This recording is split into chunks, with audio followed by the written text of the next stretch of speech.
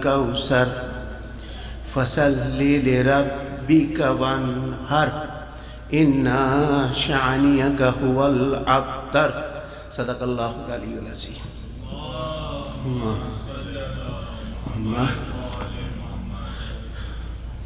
اعوذ باللہ من الشیطان الرجیم بسم اللہ الرحمن الرحیم. اللہم صلی علی محمد وآل محمد. اللہم صلی علی محمد وآل محمد. اللہم صلی علی محمد وآل محمد. بسم اللہ. عن جابر بن عبداللہ الانصاری عن فاطمة الزہراء علیہ السلام بنت رسول اللہ صلی اللہ علیہ وآلہ قال سمعت فاطمة انہا قال دخل علی برسول اللہ فی بعض الایام فقال السلام علیک فاطمة فقلت علیک السلام قال انی اجد فی بدنی ضعفا فقلت لعوذک باللہ یا ابتاه من الضعف فقال فاطمة ائتینی بالکساء الیمانی فغدنی بہ فاتیتہ بالکساء الیمانی فغطیتہ بہ وصرت انظر الیہ واذا وجهه یتلألأ کأنہ البدر فی لیلتہ تمامہ وکمالہ.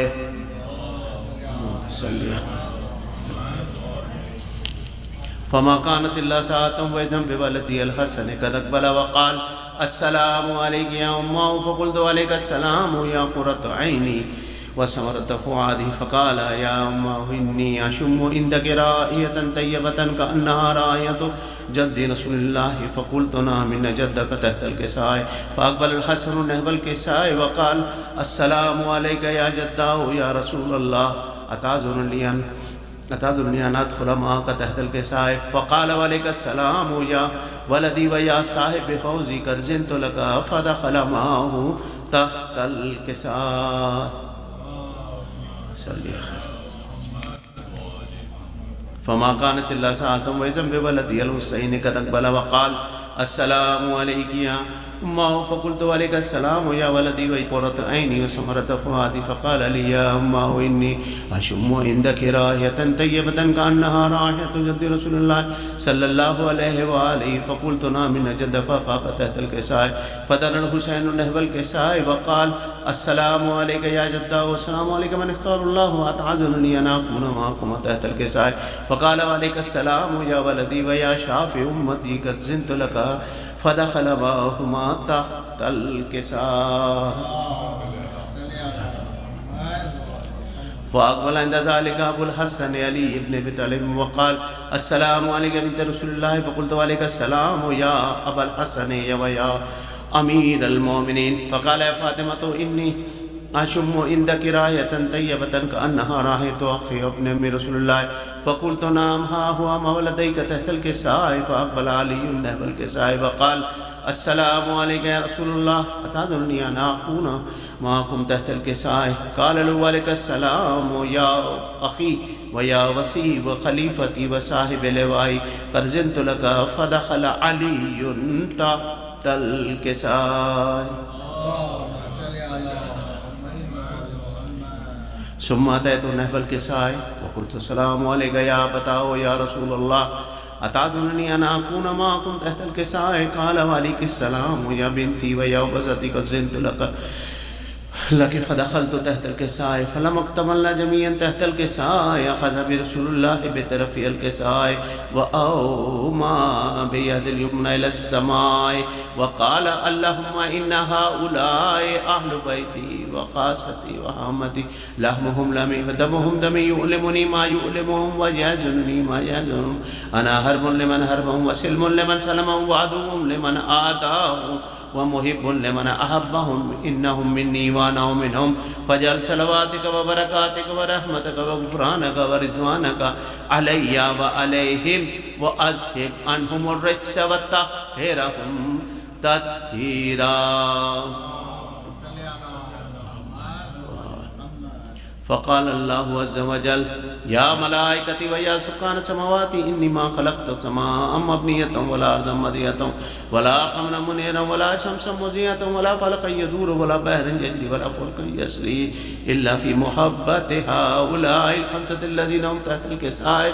فقال الأمين جبرائيل يا رب ومن تحت الكساء فقال عز وجل هم أهل بيت النبوة ومعدن الرسالة هم فاطمة وأبوها بعلها وبنوها.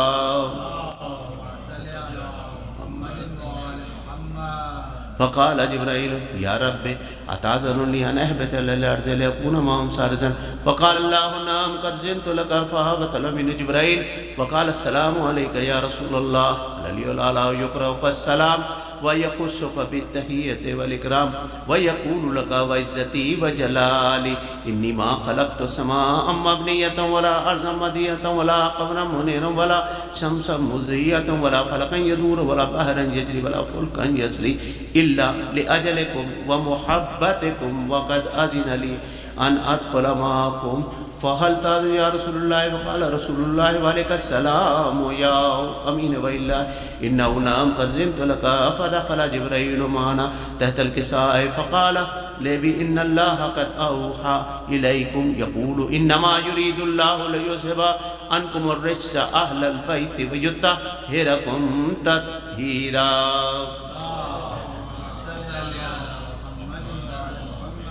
فقال علي النبي يا رسول الله أخبرني ما لجلوسنا هذا تحت الكساء من الفجر إذن الله. فقال النبي والذي بعثني بالحق نبي استفاني بالرسالة النجيم ما ذكر خبرنا هذا في محفل من محافل أهل الأرض وفيه جمع من شيئتنا محبنا إلا ونزلت عليهم الرحمة وخفت بهم الملائكة واستغفرت لهم إلا يتفرقوا. فقال علي إذن والله فوزنا وفاز شيئتنا ورب الكعبة.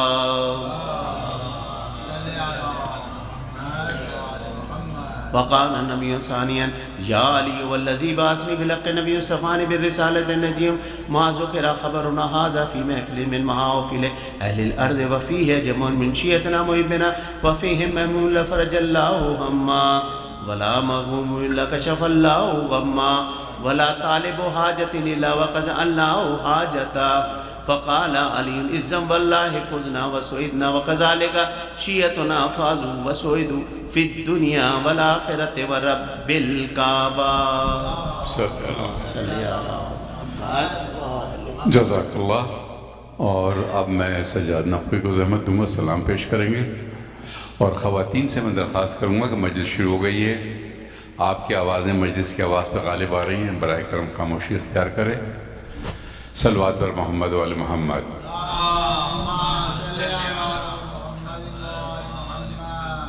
مڑ مڑ کے مجھے دیکھتے جانا علی اکبر،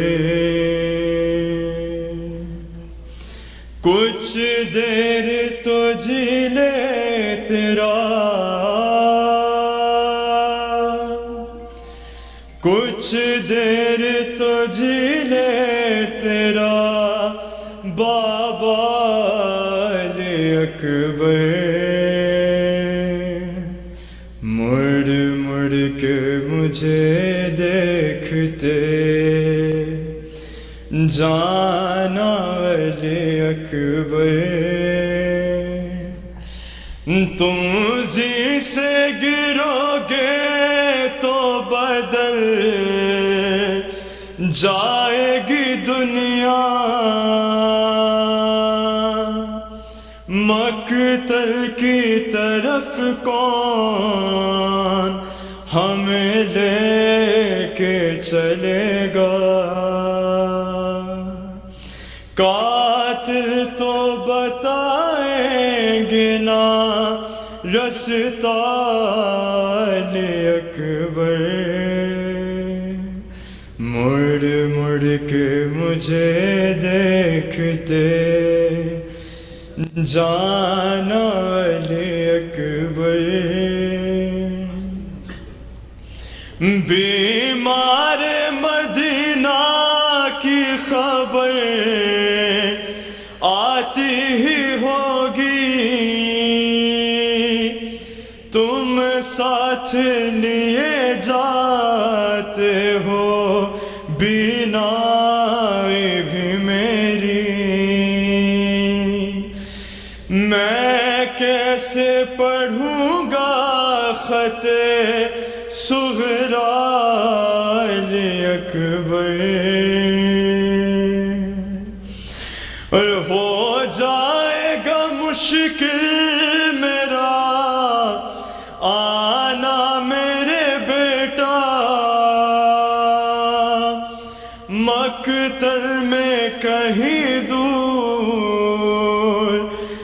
جانا میرے بیٹا، اب مجھ سے چلا بھی نہیں جاتا علی اکبر۔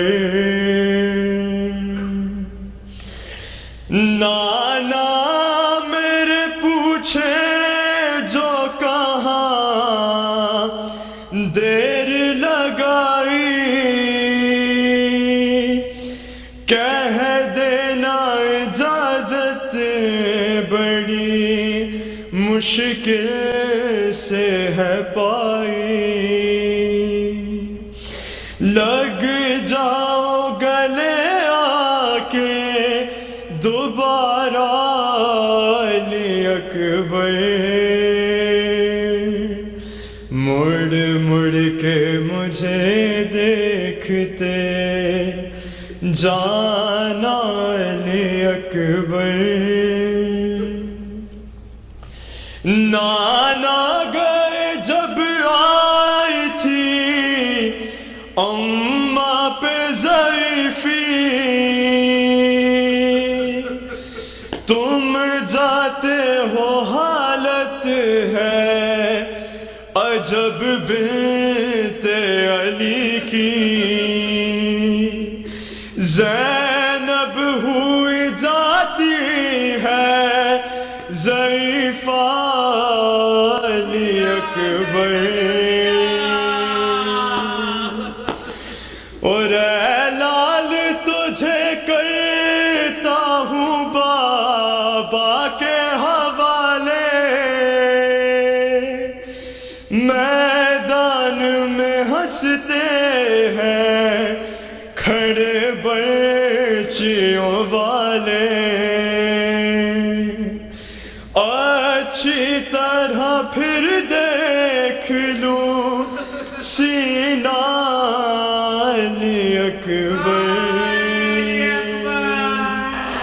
مڑ مڑ کے مجھے دیکھتے جانا علی اکبر۔ جزاک اللہ۔ صلو علی محمد و آل محمد۔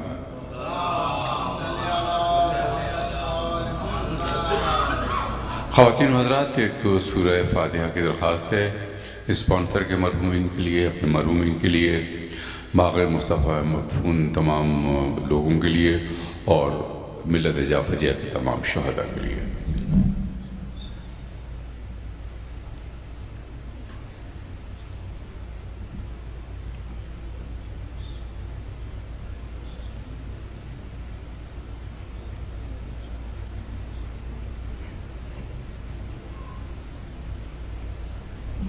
صلو علی محمد و آل محمد۔ اب میں زحمت دوں گا داؤد نقوی کو، مرثیہ پیش کریں گے داؤد نقوی۔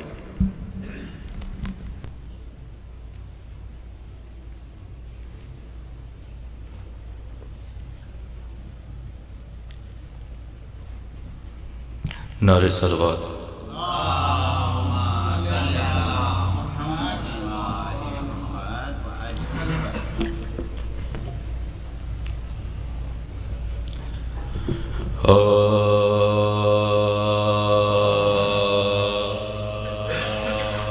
جب نوجوان کی لاش نہ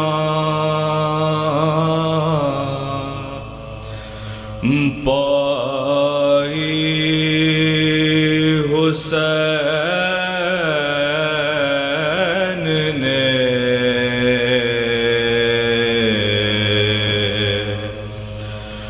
جب نوجوان کی لاش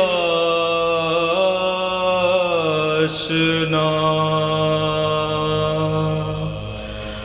پائی حسین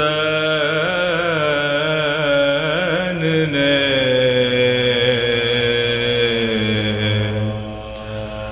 ٹھوکر ہر ایک گا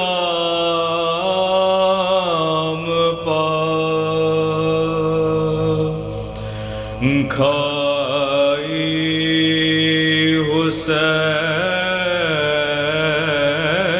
نے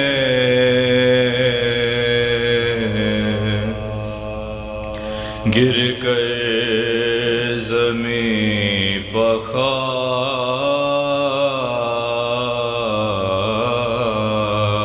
خاک اڑائی حسین نے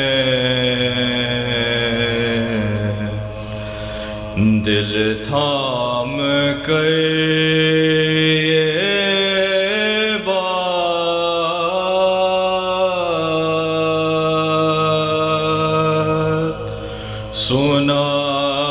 سنائی حسین نے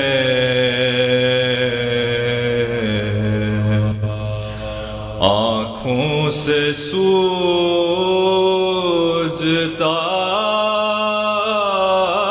نہیں مجھ دے ملول کو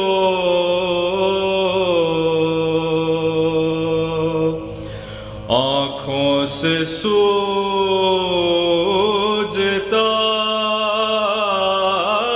نہیں مجھے دے ملول کو اے ظالموں دکھا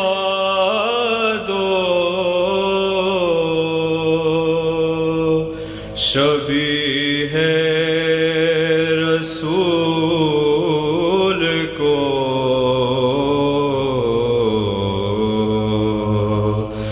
جب نوجوان کی لاش نہ فاتحہ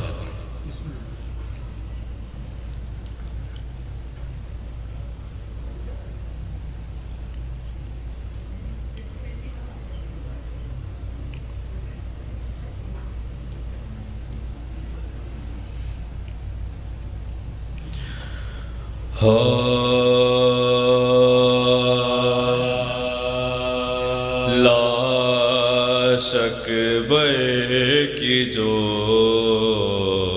مقتل سے اٹھا لائے نوجوان کو صف اول سے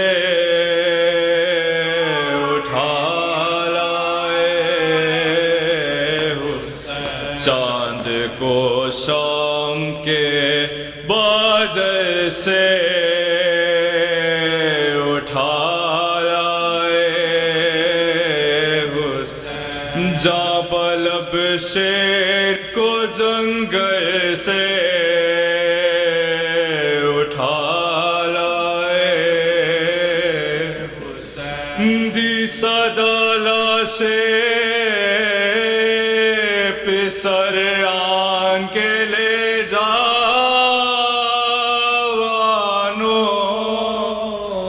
چھد گیا برچی سے اکبر کا کلے جاوان دیکھ لے آخری دیدار پہ سر سامنے آنکھوں کے نور نظر مرتا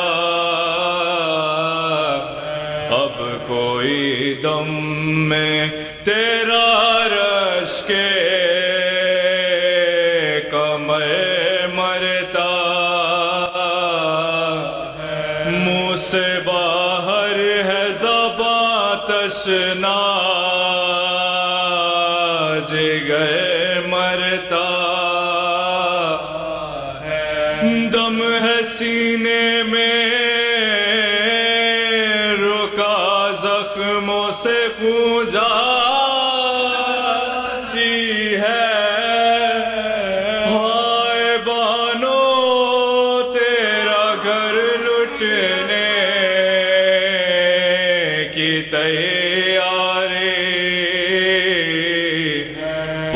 پہنچی خیمے میں جو حضرت کی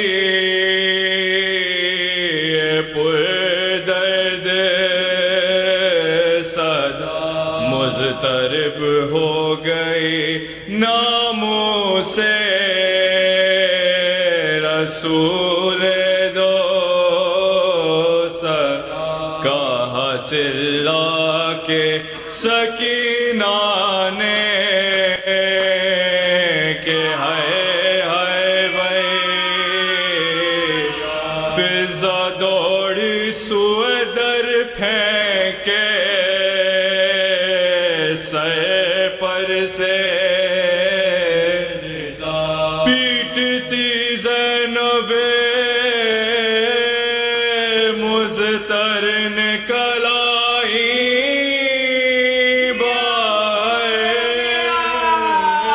بانو گھبرا کے کھلے سے نکل آئی شاہ کے کاندھے پا دیکھا علی اکبر کو نے ہاتھ پھیلا کے یہ چلائی کہ ہائے ہائے میرے کیا غضب ہو گیا اے بادشاہ نیک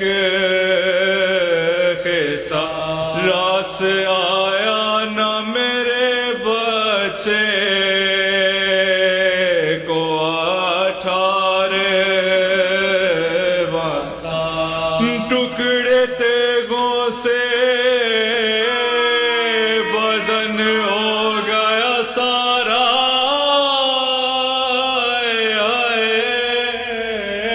کون تھا جس نے میرے شیر کو مارا بانو صدمے سے نہ مر جائے ڈر ہے بیٹا سب تیرے دل کی میرے دل کو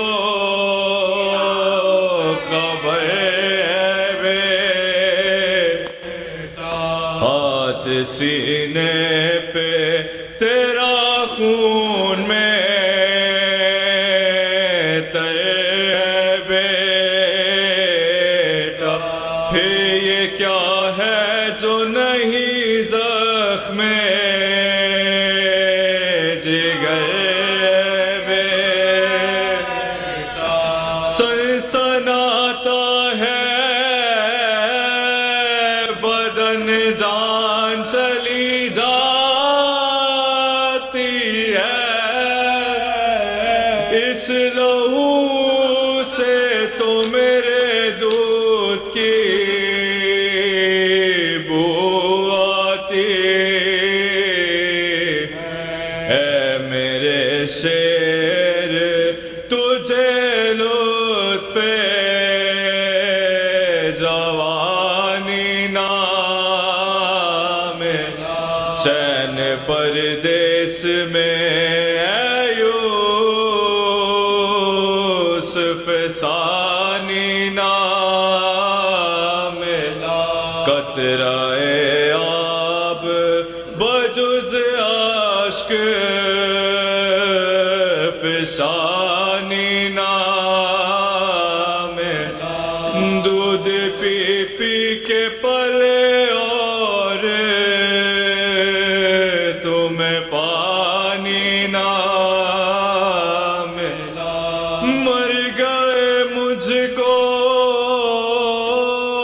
دلہن بھی نہ دکھائی بیٹا خاک میں مل گئی بانوں کی کمائی بیٹا لاش اکبر کی جو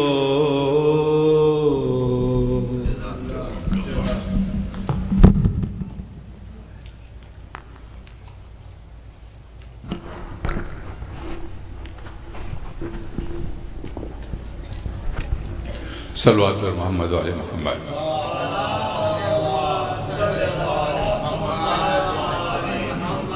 خواتین حضرات، مجالس کا سلسلہ جاری رہے گا، چہلم تک مسلسل مجالس ہوں گی۔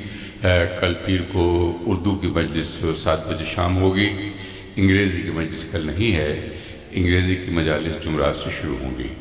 تو آپ سے درخواست ہے کہ پابندی وقت سے جیسے آپ تشریف لا رہے ہیں تشریف لائیں تاکہ مجلس وقت پر شروع ہو سکے۔ مجالس کا سلسلہ مسلسل رہے گا اور کوئی گیپ نہیں ہے اب سے لے کر چہلم تک۔ صلوات پر محمد و آل محمد۔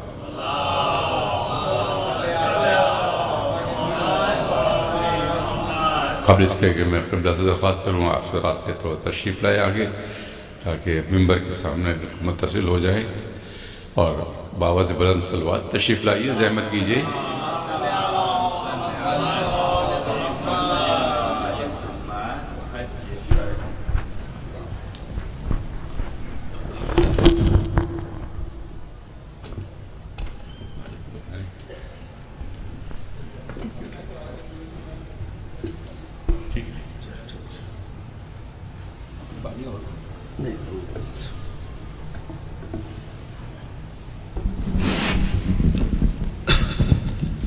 فاتحہ۔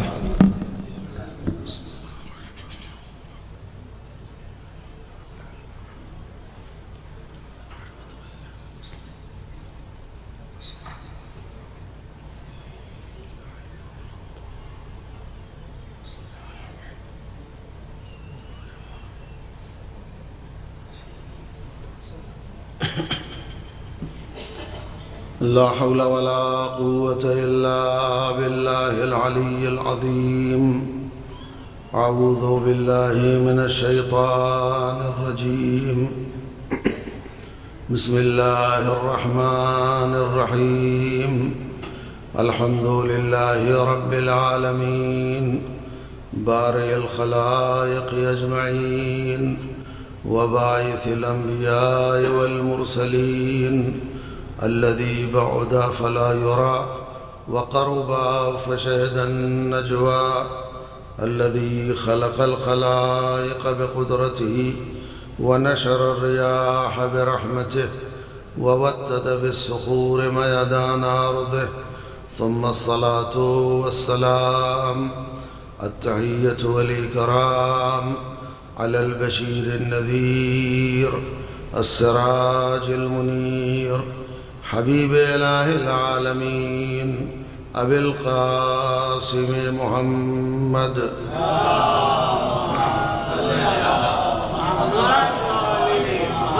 وعلى آله الأطيبين الأطهرين اللنجبين الذين أذهب الله عنهم الرجس وطهرهم تطهيرا،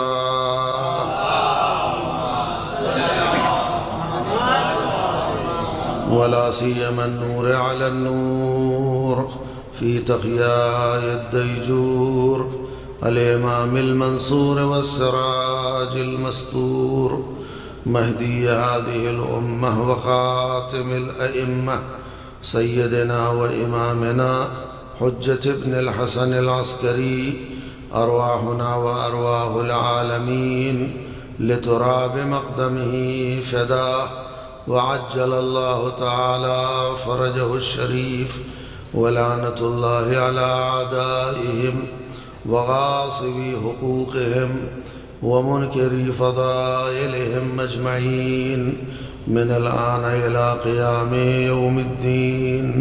أما بعد، فقد قال الله الحكيم في كتابه الكريم وقوله الحق: بسم الله الرحمن الرحيم.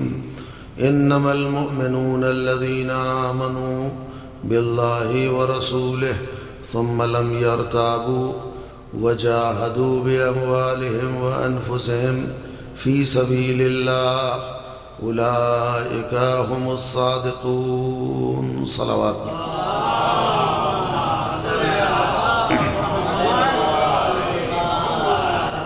خداوند عالم ہم سب سے اس مجلس اور عزاداری کو قبول فرمائے. انشاءاللہ یہ مجلسیں، یہ نوحہ و ماتم و گریہ ہم سب کی نجات اور بخشش کا ذریعہ قرار پائے. اس دنیا میں اہل بیت کی زیارت و آخرت میں ان کی شفاعت نصیب ہو۔ اللہ ہمارے امام کو ہم ایک ایک سے راضی و خوشنود فرمائے۔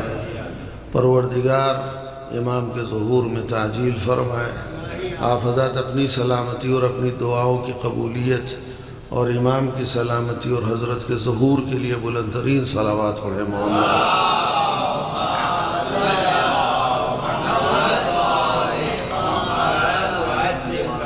قرآن مجید کی جس آیت کو مسلسل آپ کے سامنے تلاوت کر رہا ہوں، آج اس سلسلے کی آخری اور چوتھی مجلس سورہ مبارکہ حجرات کی 15ویں آیت ہے، جس میں خداوند عالم مومن کی صفات اور ان کی نشانیوں کو بیان کرتے ہوئے اعلان کر رہا ہے کہ بس مومن وہ ہے جو اللہ اور رسول پر ایمان لائے تو پھر کبھی کسی بھی منزل پہ شک نہ کرے۔ وَجَاهَدُوا بِأَمْوَالِهِمْ وَأَنفُسِهِمْ فِي سَبِيلِ اللَّهِ، اور اس کی دوسری علامت یہ ہے کہ وہ اللہ کی راہ میں جہاد کرے، جان اور مال دونوں سے۔ یعنی جب جان کی بازی لگانے کی نوبت آئے تو پیچھے نہ ہٹے، اور مال لٹانے کا وقت آئے تو پھر پیچھے نہ ہٹے۔ اور اس کے بعد قرآن کہہ رہا ہے کہ اولئک ھم الصادقون، اگر یہ صفتیں تمہارے اندر کسی کے اندر پائی جائیں تو وہی سچا ہے، وہی حقیقی مومن ہے۔ میں نے پہلی مجلس میں آپ کی خدمت میں عرض کیا تھا، ایمان شور مچانے سے ثابت نہیں ہوتا، چیخنے چلانے سے ایمان ثابت نہیں ہوتا۔ اللہ نے کچھ نشانیاں بیان کی ہیں، وہ اگر ہمارے اندر پیدا ہو جائیں تو ہم کو چلانے کی ضرورت نہیں، خود بخود ہم مومن ہیں۔ اور ہم اگر دعویٰ کر رہے ہیں کہ ہم مومن ہیں تو اپنے دعوے میں سچے بھی ہیں۔ کل میں نے عرض کیا کہ اللہ نے جب مومن کی نشانی بیان کی اور یہ علامتیں کسی کے اندر پیدا ہو جائیں تو اب اللہ نے آگے بڑھ کے کہا کہ جب مومن ہو گئے ہو تو پھر اللہ سے اب ڈرو، خوف خدا پیدا کرو، اس لیے کہ ایمان اسی وقت آپ کا قابل قبول ہے جب اللہ کا ڈر آپ کے اندر ہوگا، خوف ہوگا۔ خوف کے لیے یعنی تقوی اختیار کرو۔ تقوی کی تعریف چھٹے امام کی حدیث کی روشنی میں 2 جملوں میں یوں بیان ہوئی کہ واجب چھوٹنے نہ پائے، حرام ہونے نہ پائے، اسی کا نام ہے تقوی۔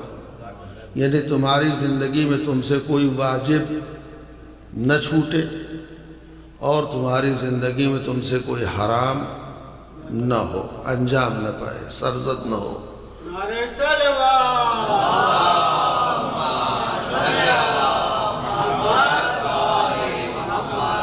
اسی 2 چیزوں کے درمیان اگر زندگی گزار رہے ہیں، اس پر عمل کر لے رہے ہیں، جہاں تک ہو سارا واجبات پہ عمل کر رہے ہیں اور محرمات سے اپنے آپ کو بچا رہے ہیں، تو یہی تقوی ہے۔ آپ مستحبات کے پیچھے مت پڑیے، اگرچہ ثواب اس کا زیادہ ہے، لیکن اس مستحبات کے چکر میں آپ کا واجب اگر چھوٹ رہا ہے تو اس مستحب کی کوئی قیمت نہیں ہے، اس کی کوئی جزا نہیں ہے، کوئی انعام نہیں ملنے والا۔ مثال کے طور پر میں جاب لیس ہوں، نوکری کی تلاش میں ہوں، در در بھٹک رہا ہوں۔ اتفاق سے در در بھٹکنے کے بعد، محنت کے بعد ایک کمپنی میں ہم کو نوکری مل گئی۔ کہا کہ آپ کو 8 گھنٹے کام کرنا پڑے گا، جب آپ 8 گھنٹے ڈیوٹی دے دیں گے تو مہینے میں آپ کو $3000 ملے گا۔ مہینے میں، مثال سمجھ لیجئے تو سمجھ میں آئے گی بات۔ 8 گھنٹے آپ کو ڈیوٹی کرنا ہے اور مہینے میں آپ کو تنخواہ کیا ملے گی؟ 3000، یعنی روز کا کتنا ہوا؟ $100۔ چلتا رہا سلسلہ، کام کرتے رہے۔ اسی کمپنی کے پاس ایک بہت بڑا پروجیکٹ آیا اور اس کو دینا ہے جلدی، وقت کم ہے۔ تو کمپنی نے ایک اسکیم نکالی کہ ہمارے پاس یہ پروجیکٹ ہے اور اس کو ہمیں جلدی دینا ہے، اگر کوئی صاحب اوور ٹائم کریں گے تو ان کو پر آور $200 ملے گا۔ یہاں ہم کو 30 دن میں 3000 مل رہا ہے، روز آنے کا 8 گھنٹہ ڈیوٹی کرنے کے بعد $100 مل رہا ہے۔ وہاں آفر آئے کہ اگر آپ اوور ٹائم کریں گے تو پر آور $200 ملے گا۔ ہم نے سوچا بھائی بندہ تو بڑا اچھا ہے، اپنے عقل ہم نے لگائی۔ یہ 8 گھنٹہ ڈیوٹی دینے سے بہتر یہ ہے کہ ہم شام کو 5 بجے جب ہماری چھٹی ہوتی ہے اس وقت جائیں گے، 2 گھنٹہ اوور ٹائم کر لیں گے، روز کا مل جائے گا ہم کو 1 گھنٹے کا 200، 2 گھنٹہ کریں گے 400 ہو جائے گا مہینے کا۔ اب جب مہینہ ختم ہوا تو ہم تنخواہ لینے کے لیے پہنچے، تو انہوں نے کہا صاحب آپ کی اس مہینے کی سیلری ملے گی نہیں۔ ہم نے کہا کیوں؟ کہا اس لیے کہ پورے مہینے آپ ایبسنٹ تھے، آپ نے ڈیوٹی ہی نہیں کی۔ ہم کہا چلیے ٹھیک ہے، یہ نہیں دیں گے ٹھیک ہے، ہم نے روزانہ 2 گھنٹہ اوور ٹائم جو کیا ہے اس کا تو بنتا ہے حق، وہ مجھے آپ دیجیے۔ تو کیا کمپنی وہ اوور ٹائم جو ڈیوٹی کی ہے اس کا پیسہ دے گی ہم کو؟ نہیں دے گی۔ فوراً یہ جواب دے گی یہ اوور ٹائم ڈیوٹی جو کیا ہے اس کا پیسہ اس وقت ملتا ہے جب آپ اصل ڈیوٹی کرتے ہیں۔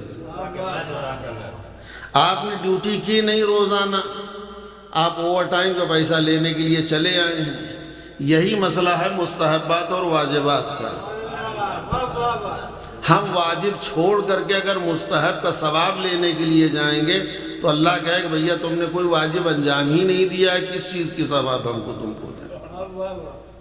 تو لہذا اللہ نے کہا دیکھیں مستحبات اگر وقت مل رہا ہے تو کرو، ثواب ہے، لیکن واجب کو چھوڑ کر کے یہ مستحب کوئی کام کا نہیں ہوگا۔ تو لہذا اللہ نے کہا اگر تقوی اختیار کرنا ہے تو حرام چیز سے بچو اور واجب چھوڑو نہیں۔ ہم اپنی زندگی میں کوئی بھی حرام انجام نہ دیں، اسی کا نام ہے تقوی، اور کوئی واجب نہ چھوڑیں، اسی کا نام ہے تقوی۔ اس کے بعد اللہ نے کہا جب تقوی اختیار کر لیا تو اب سچوں کے ساتھ ہو جاؤ، اس لیے کہ بغیر ان کی مہر لگے ہوئے تمہارا کوئی عمل قابل قبول نہیں ہے۔ ان کی تائید کے بغیر تمہارا کوئی بھی عمل قابل قبول اللہ کی بارگاہ میں نہیں ہے۔ لیکن عزیزان گرامی چلیے ٹھیک ہے، ہم نے سچوں کا بھی ساتھ دے دیا، اور سچے ہم نے کل بتایا کہ سچے کون ہیں۔ وہ صرف اور صرف وہی ہیں جو میدان مباہلہ میں گئے تھے۔ اب قرآن کیا ہے جو میں نے آیتیں 4 دن آپ کے سامنے تلاوت کی ہیں، اس کا دوسرا حصہ ہے کہ وہ مومن کی دوسری وَجَاهَدُوا بِأَمْوَالِهِمْ وَأَنفُسِهِمْ فِي سَبِيلِ اللَّهِ، جہاد کریں جان اور مال دونوں سے، وہ بھی اللہ کے لیے، فی سبیل اللہ ہونا چاہیے، اپنے لیے نہیں، شہرت کے لیے نہیں، واہ واہ کے لیے نہیں، اللہ کے لیے جہاد کریں۔ اور میدان میں ڈٹے رہو، اگر میدان میں جانے کی نوبت آ رہی جہاد میں تو وہ بھی جہاد وہی ہے، جہاد فی سبیل اللہ، اللہ کی راہ میں جہاد کرے جان و مال کے ذریعے۔ اب اللہ نے جہاد کا حکم دیا تو مومن سے خطاب کر کے کیا کہا؟ یا ایھا الذین آمنوا اذا لقیتم الذین کفروا زحفا فلا تولوہم الادبار، اے صاحبان ایمان جب تم میدان جنگ میں کافروں کے دو بدو ہو مقابل میں آ جاؤ تو انہیں پیٹھ دکھا کے بھاگنا نہیں۔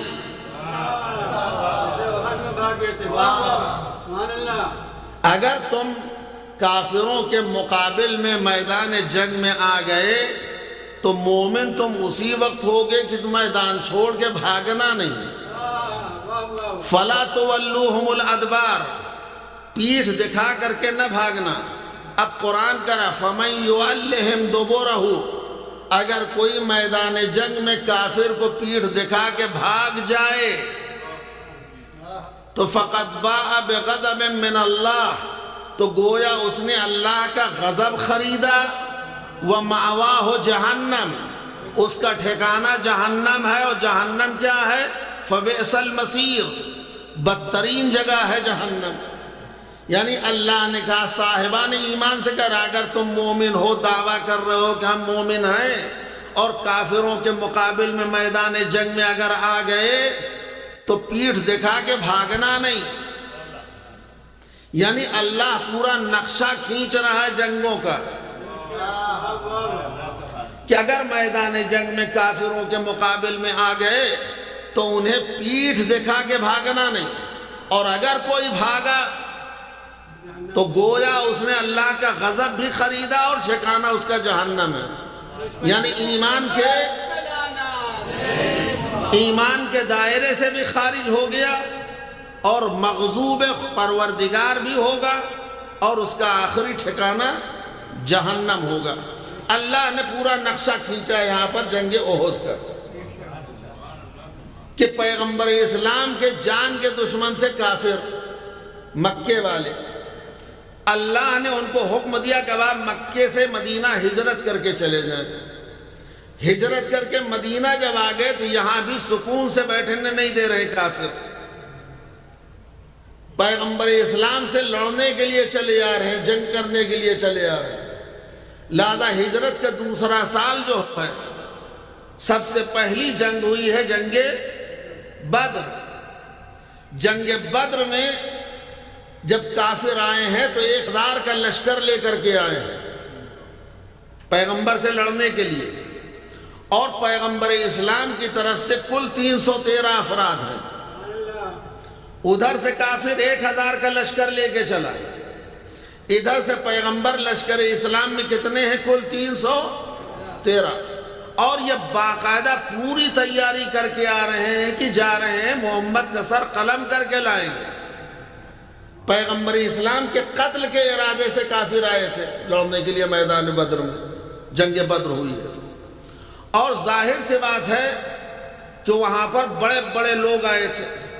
اس وقت کافروں کی سربراہی ابو جہل کر رہا تھا، 1000 کا لشکر تھا، ادھر 313 ادھر 1000، لیکن تاریخ گواہ ہے کہ مولائے کائنات کے ہوتے ہوئے کوئی جنگ پیغمبر ہارے نہیں ہیں،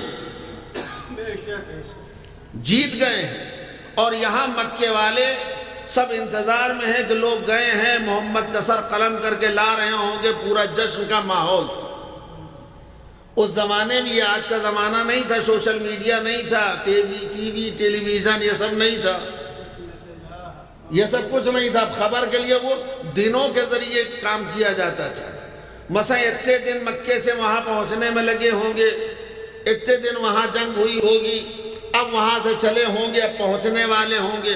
لہذا دنوں کے حساب سے وہ سب انتظار کر رہے تھے کہ اب گئے ہیں، جنگ ہو گئی ہوگی، محمد کا سر قلم کر کے لوگ لا رہے ہوں گے۔ لہذا جب آنے کا وقت قریب ہوا تو ان لوگوں نے بچوں سے کہا جاؤ جاؤ اونچی اونچی پہاڑیوں پہ کھڑے ہو کر کے دیکھو قافلہ آ رہا ہے کہ نہیں آ رہا، محمد کا سر آ رہا ہوگا، لوگ آ رہے ہوں گے، جشن منایا جائے گا۔ جب یہ لوگ پہنچے ہیں واپس آ کر کے ہار کے، جب قریب آئے تو کہے کیا ہوا، بجھے بجھے لگ رہے ہو، چہرے پہ بشاشت نہیں ہے، کچھ بھی نہیں ہے، مرجھایا ہوا چہرہ ہے، اتنے بجھے بجھے کیوں ہیں، چہرے اترے اترے کیوں ہیں؟ لوگوں نے کہا بھئی ہم جنگ ہار کے آ رہے ہیں۔ کہا محمد کا سر نہیں قلم کیا؟ کہا نہیں، سر قلم تو نہیں کیا، ہم ہار کے آ رہے ہیں جنگ۔ اب ظاہر سی بات ہے جس کے گھر کے افراد گئے تھے اب وہ تو ڈھونڈیں گے ہی لوگ، چچا کہاں ہیں، نہیں دکھائی دے رہے ہیں۔ کہا وہاں مارے گئے، کس نے مارا؟ علی نے مارا۔ ماموں نہیں دکھائی دے رہے ہیں، علی نے مارا۔ بھائی جان نہیں دکھائی دے رہے ہیں، علی نے مارا۔ یعنی پورے مکے میں ایک ایک گھر میں چرچا ہے کہ سب کو علی نے مارا، علی نے مارا، علی نے مارا۔ یعنی علی کے قصیدہ پڑھا جا رہا ان کی شجاعت کا، لہذا لوگ ماننے کے لیے تیار۔ یہ کیسے ہو سکتا ہے ایک علی نے سب کو مار ڈالا؟ یہ نہیں ہو سکتا۔ چنانچہ ہندا یزید کی دادی وہ ابو سفیان کی بات پر بھروسہ نہیں کر رہی تھی کہ یہ کیسے ہو سکتا ہے، علی نے سب کو مار ڈالا، تم لوگ لڑے نہ ہوگے قاعدے سے؟ کہا نہیں، ہم لوگ لڑے تھے باقاعدہ، لیکن علی نے سب کو مار ڈالا، کسی کو نہیں چھوڑا۔ اب ہاں واویلا تقریباً پورے 1 سال تک حزنیہ مرثیے پڑھے گئے ہیں مکے میں، مقتولین بدر کا ماتم منایا گیا، غم منایا گیا پورے 1 سال، اور اس کے بعد مقتولین بدر کا انتقام لینے کی خاطر دوسری جنگ ہوئی ہے، جنگ احد۔ یہ انتقام ہے مقتولین بدر کا، جنگ احد جو ہوئی ہے، اور اس جنگ میں پورے سال تیاری کی گئی ہے۔ جنگ بدر میں 1000 افراد گئے تھے کافروں کی طرف سے، جنگ احد میں 3000 افراد آئے ہیں، اکٹھا کیا۔ جنگ بدر میں پیغمبر کے ساتھ 313 افراد تھے، جنگ احد میں پیغمبر اسلام کے ساتھ 700 سپاہی تھے، 700 افراد تھے۔ ادھر اسلامی لشکر میں 700، کافروں کے ساتھ 3000، اور پورے سال چندہ ہوا ہے، فنڈنگ ہوئی ہے کہ مقتولین بدر کا انتقام لیا جائے گا۔ عورتیں ہندا گھروں میں جا جا کر کے چندے مانگتی تھی، فنڈ جمع کرتی تھی۔ اور جنگ احد کی ایک خاصیت یہ ہے کہ اس جنگ میں عورتیں آئی تھی کافروں کے ساتھ، کافروں کے ساتھ عورتیں بھی آئی تھی، اس لیے کہ عورتیں آئی تھی کہ ان عورتوں کو بھروسہ نہیں تھا کہ تم لوگ لڑے نہ ہوگے، یہ الزام لگایا تھا۔ عورت کا مزاج یہ ہوتا، اب لاکھ کہیے وہ بھروسہ آپ پر نہیں کرے گی، تم لڑے ہی نہ ہوگے۔ لہذا انہوں نے کہا چلو ہم اس مرتبہ چل کے دیکھتے ہیں کہ کیسے علی نے مارا سب کو۔ چنانچہ 3000 کا لشکر لے کر کے اب ابو سفیان سربراہی کر رہا ہے، عورتیں بھی ساتھ آئی ہیں، ادھر سے 700 ادھر سے 3000۔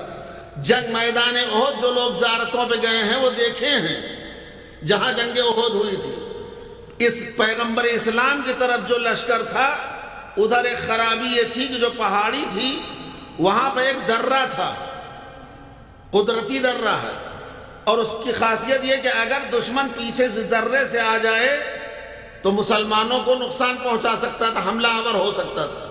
لہذا اس سچویشن کو دیکھتے ہوئے پیغمبر اسلام نے 50 آدمی سلیکٹ کیے، 700 میں سے 50 آدمی کو حکم دیا کہ تم 50 افراد اس درے پر رہو اور مسلسل دشمنوں پر تیر برساتے رہو، ہماری اس جنگ میں ہار ہو یا جیت تم کو وہیں رہنا ہے، اسی درے پہ رہنا ہے، ہٹنا نہیں ہے، اس وقت تک جب تک میرا دوسرا حکم نہ آ جائے۔ باقاعدہ کلیئر آرڈر پیغمبر اسلام کا ہے، تم 50 افراد اسی درے پہ رہنا جب تک میرا دوسرا حکم نہ آ جائے، تم یہاں سے ہٹنا نہیں، اور یہ خیال نہ کرنا کہ مال غنیمت میں تم کو کچھ نہیں ملے گا، جتنا سب کو ملے گا اتنا تم سب کو ملے گا، ادھر سے ٹینشن فری رہو، مال غنیمت بھی ملے گا، لیکن تم لوگ یہیں رہو۔ لہذا یہ کہہ کر کے پیغمبر اسلام نے 50 افراد کو وہاں بھیجا۔ اب کتنے بچے پیغمبر کے ساتھ؟ 650، ادھر 3000، ادھر 650، ایک طرف اسلامی لشکر، دوسری طرف کافروں کا لشکر۔ جنگ شروع ہونے سے پہلے دونوں لشکروں کے درمیان سے یزید کی دادی ہندا گلے میں ڈھول ڈال کر کے گانا گاتے ہوئے گزر رہی ہے، دونوں لشکروں کے درمیان سے یزید کی دادی ہندا گلے میں ڈھول لٹکائے ہوئے گانا گا رہی ہے، پورا گانا تاریخ میں لکھا ہوا ہے۔ اس کا خالی ایک شعر سناؤں گا، باقی ممبر اجازت نہیں دیتا اس گانے کو سنایا جائے یہاں سے۔ وہ ایک شعر ہے کہ گلے میں ڈھول لٹکائے ہیں اور بجا رہی ہیں، اور پیچھے عورتیں سر سے سر ملا رہی ہیں، اور وہ گانا گاتے ہوئے جا رہی، نحن بنات طارق نمشی علی نمارق، ہم ستارے سحر کی بیٹیاں ہیں، مخمل کے فرش پہ چلنے والیاں ہیں۔ یہ گانا ہو رہا ہے، اور عورتیں گانا گا رہی ہیں، آواز سے آواز ملا رہی ہیں۔ نحنو بنات طارق نمشی علی نمارق، ہم ستارے سحر کی بیٹیاں ہیں اور مخمل کے فرش پہ چلنے والیاں ہیں۔ میں کہوں گا تمہارا نصیب ہی خراب ہے۔ اگر بیٹیاں پہ بنی تو ستارے سحر کی بیٹیاں بنی جن کی قسمت میں ڈوبنا لکھا ہے۔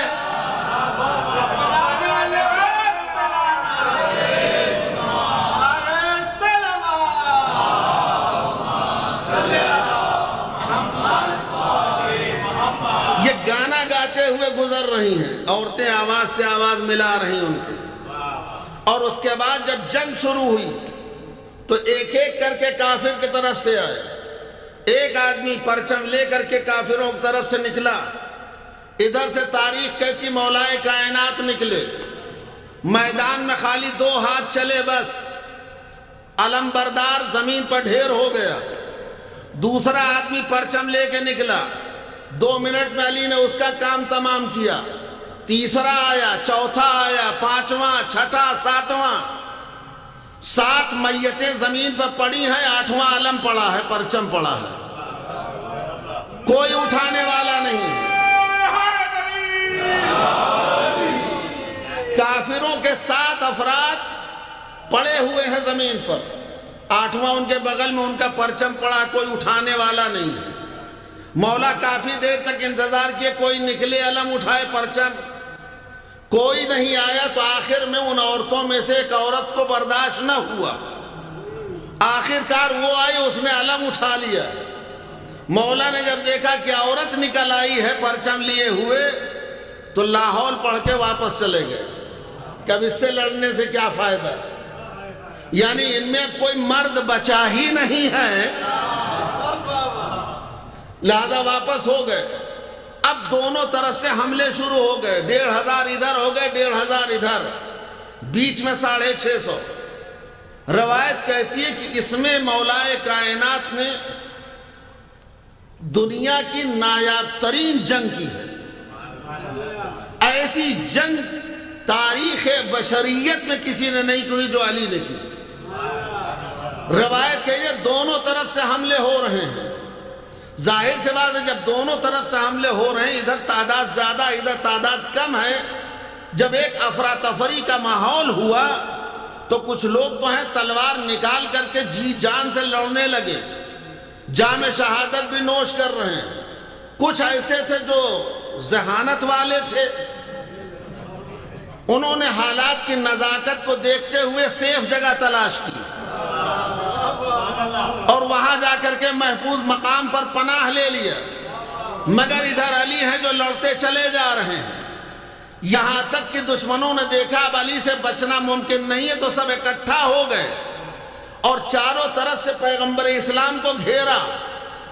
ادھر مولائے کائنات لڑ رہے ہیں اور چاروں طرف سے دشمنوں نے رسول کو گھیر لیا، بیچ میں پیغمبر ہیں، بڑی شان سے کھڑے ہیں، پیشانی پہ پسینہ نہیں، ہاتھوں میں لرزہ نہیں، پیروں میں کپکپاہٹ نہیں، ہدایت کا پیکر بنے ہوئے کھڑے ہیں رسول۔ کافر دھیرے دھیرے پیغمبر کے قریب آ رہے ہیں، یہاں تک کہ گھیرا بناتے بناتے کافر پیغمبر سے اتنے قریب ہو گئے کہ اب 2-4 سیکنڈ میں کافروں کے نیزوں کی انیاں پیغمبر کے جسم مطہر سے مس ہو جائیں گی۔ یعنی یہ سچویشن جب ہوئی تو تاریخ کا بیان یہ ہے کہ کافر پہنچنے ہی والے تھے پیغمبر کے، لوگوں نے دیکھا ایک بجلی سی چمکی، ایک بجلی سی چمکی، وہ جس نے دعوت ذوالعشیرہ میں نصرت کا وعدہ کیا تھا، حلقے کو توڑتا ہوا پیغمبر کے سامنے کھڑا ہو گیا۔ اور جب پیغمبر نے علی کو دیکھا تو فرمایا یا علی یہ ہے وقت نصرت، یہ ہے وقت نصرت۔ میں کہوں گا یا رسول اللہ اللہ کو پکاریے، خدا کے ہوتے ہوئے علی سے کیوں نصرت مانگ رہے ہیں؟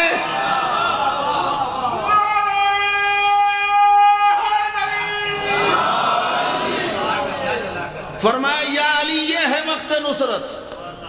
ادھر مولائے کائنات کے پیچھے پیغمبر اور علی کے سامنے ہزاروں کا لشکر، سب ایک طرف چاروں طرف سے گھیرے ہوئے ہیں. اب عجیب کنڈیشن ہے مولا کی، ادھر حملہ کرے تو ادھر والے حملہ کر سکتے ہیں، ادھر جائے تو ادھر والے پیغمبر پر حملہ کر سکتے ہیں.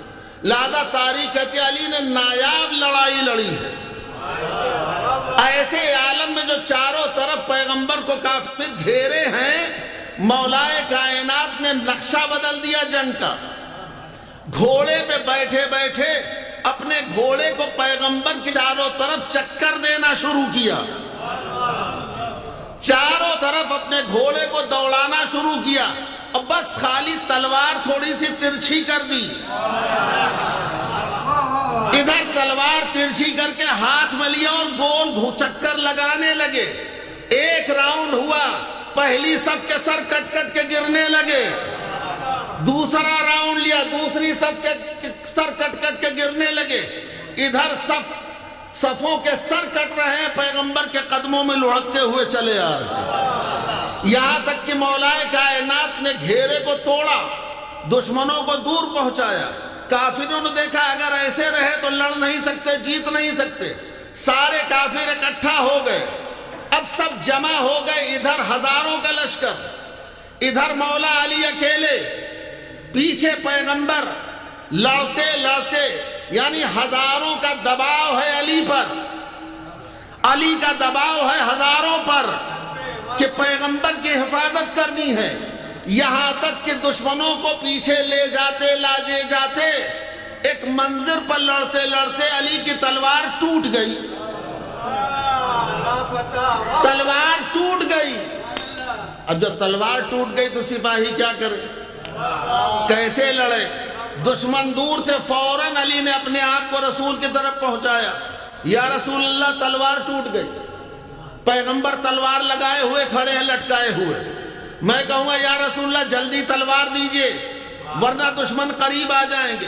پیغمبر جیسے سن ہی نہیں رہے ہیں، تلوار لگائے ہیں مگر دے نہیں رہے ہیں. میں کہوں گا یا رسول اللہ جلدی دیجئے. شاید پیغمبر کہیں میں کیوں دوں، جہاں کا سپاہی ہے وہیں سے تلوار ہے.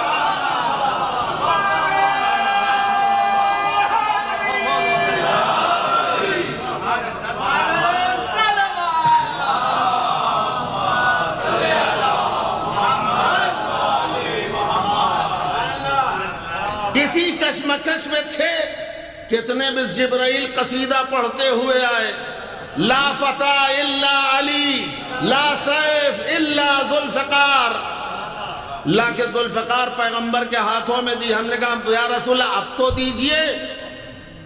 پیغمبر نے تلوار لی، علی کے حوالے کی. علی نے ذوالفقار تان کے دشمنوں پہ جب حملہ آور ہوئے، اب کون ٹکے گا علی کے مقابل میں؟ ہر آدمی کو تلوار اپنے سر پہ نظر آئی. اب نقشہ ایسا بدلا کہ ستارے سحر کی بیٹیاں آگے آگے، ان کے بیٹے پیچھے پیچھے بھاگ رہے ہیں. یہاں تک کہ جب بھگدڑ مچی ہے تو ایک آواز گونجی، قد قتل محمد، پیغمبر مارے گئے. ابلیس کی آواز. لوگ بھاگنے لگے. مسلمانوں میں سے کچھ لوگ یہ کہہ کے جانے لگے کہ جب پیغمبر مار ڈالے گئے تو ہمارے لڑنے سے کیا فائدہ، جب حضور ہی نہ رہے تو ہمارے لڑنے سے کیا فائدہ. ادھر اکثریت کہہ رہے جب حضور نہ رہے تو ہمارے لڑنے سے کیا فائدہ. اسی میدان احد میں ایک آواز گونجی علی کی، جب حضور نہ رہے تو ہمارے جینے سے کیا فائدہ.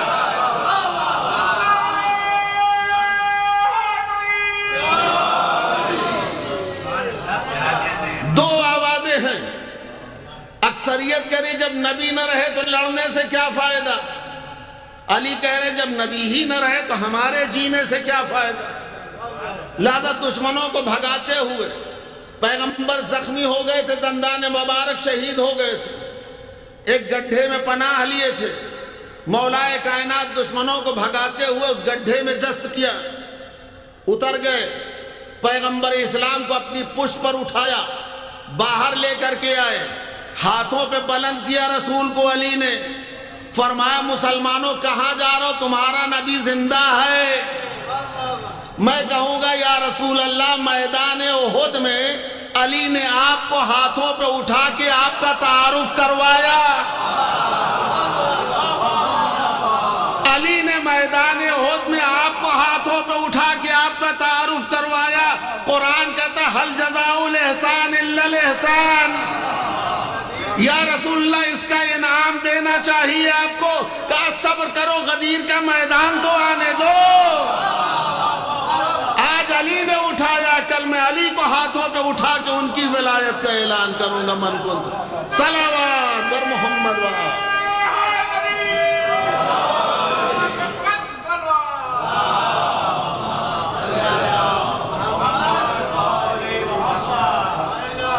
یہ دو تصویریں ہیں میدان احد میں۔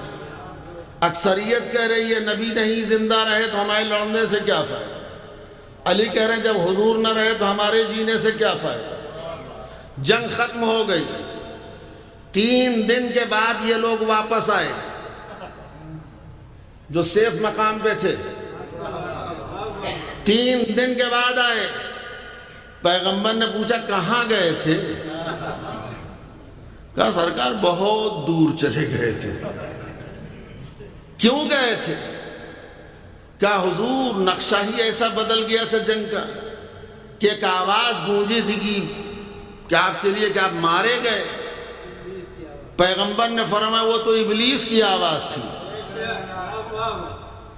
کہا ہم نے اپنے کانوں سے سنا۔ کہا میں نے بھی تو آواز دی تھی کہ میں زندہ ہوں۔ کہا سرکار یہ آپ کی آواز نہیں سن پائے ہیں۔ اب آپ انصاف سے بتائیے ایک جگہ پر 2 آوازیں اگر ہوں ایک ساتھ تو آدمی ایک ہی آواز سنے گا، دوسرے کی نہیں سنے گا۔ ابلیس کی آواز سن لیا، پیغمبر کی آواز نہیں سنے۔ پیغمبر نے فرمایا وہ ابلیس کی آواز تھی، میں تو کہہ رہا تھا میں زندہ ہوں۔ کہا ہم نے آپ کی آواز نہیں سنی۔ اس کا مطلب ہے کہ جو جیسا ہوتا ہے اسی کی آواز سنتا ہے۔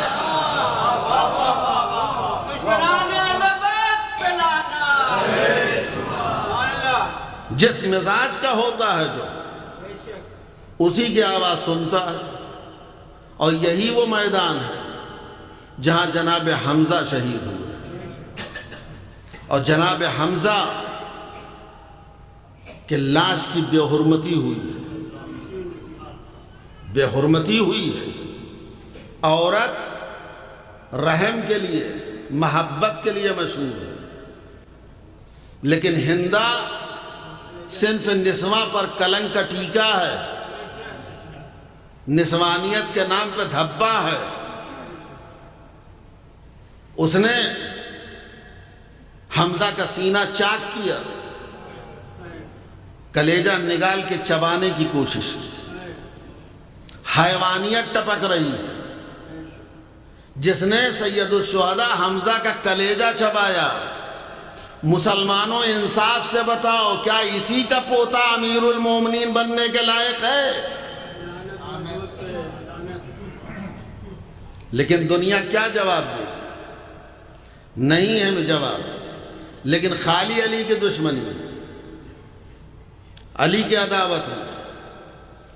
دین چلا جائے، مذہب چلا جائے، رسالت چلی جائے، کوئی فائدہ نہیں، الوہت الوہیت چلی جائے، لیکن علی کی دشمنی رہے، علی کی عداوت میں لوگ ڈوبے۔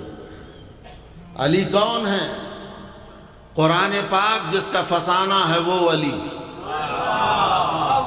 قرآن پاک جس کا فسانہ ہے وہ علی، یہ کائنات جس کا بہانہ ہے وہ علی، قرآن پاک جس کا فسانہ ہے وہ علی، یہ کائنات جس کا بہانہ ہے وہ علی، ٹھوکر میں جس کی سارا زمانہ ہے وہ علی، ٹھوکر میں جس کی سارا زمانہ ہے وہ علی، دوش رسول جس کا ٹھکانہ ہے وہ علی، دوش رسول جس کا ٹھکانہ ہے وہ علی۔ تو ہاتھوں سے اپنا عقیدہ سنواریے، ہاتھوں سے اپنا عقیدہ سنواریے، جب پاؤں لڑکھڑائیں علی کو پکاریے۔